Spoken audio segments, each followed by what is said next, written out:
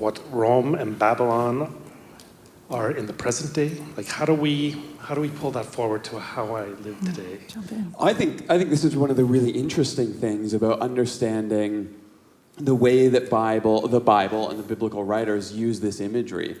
Babylon was the capital, the Babylonian Empire that conquered both Israel and Judah. So that took over, the two kingdoms of Israel. And then later, Babylon starts getting used as a pseudonym for the Roman capital, because they don't want to say Rome out loud because they're still oppressed by the Roman Empire. And so they use this sort of code word, Babylon.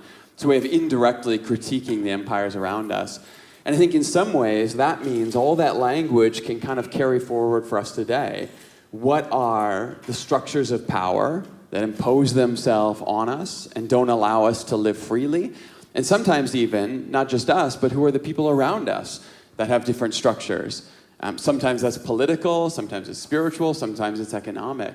And I think what the Bible does well is shift away from pointing our finger at bad people and saying you're evil, to saying, look, there are systems and there are structures that are oppressive and they're not allowing humans to flourish well. How do we critique those?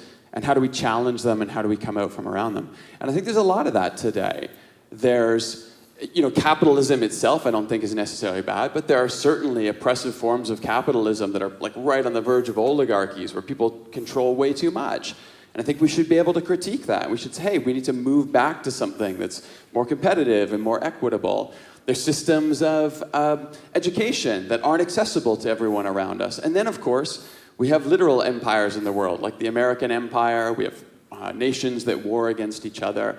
And I think what the Bible is doing in using these terms metaphorically is helping us to look around and say, what is it that is preventing human flourishing in our lives? And then once we see that, how do we see that in our neighbor? How do we see that in those who have different experiences of the world? And how do we lend our voice to them to challenge those things? And I think that's really beautiful, that the Bible, didn't give us codes to say this country, that politician is a bad guy. But how do we open our imagination and look creatively around us, call those things out and say we need to make a difference here?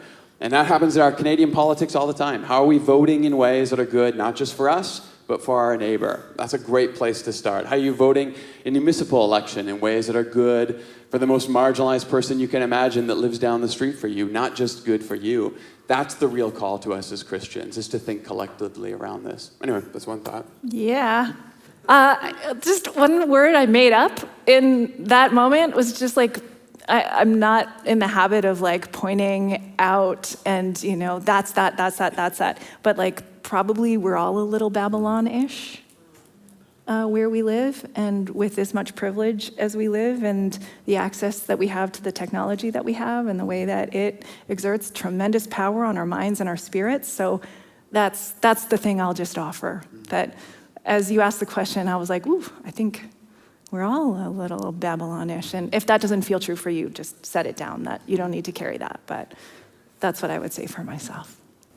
My question is this, is the way I'm looking at the screen right now, how I hold on to faith. It's not because it's just I, it's we. Mm-hmm. How we can hold on to faith.